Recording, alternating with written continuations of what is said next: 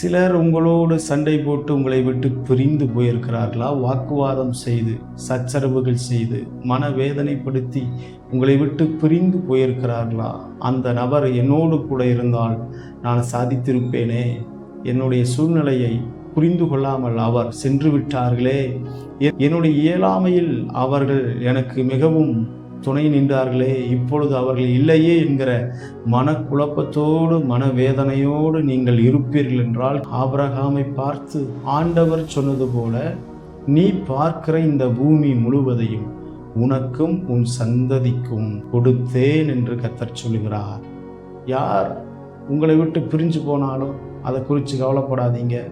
இந்த பூமியை உருவாக்கின ஆண்டவர் அந்த பூமி முழுவதையும் உங்களுக்கு தருவேன் என்று கர்த்தர் சொன்னார். சொந்தங்கள் போனா என்ன, உறவுகள் பிரிந்தால் என்ன, நண்பர்கள் நம்மை விட்டு வழி விலகி போனால் என்ன, நமக்கு சப்போர்ட்டா யாருமே இல்லைனாலும் கவலைப்படாதீங்க. இந்த பூமியை கர்த்தர் உங்களுக்கு சொந்தமாக அவர் தர அவர் வல்லவராக இருக்கிறார்.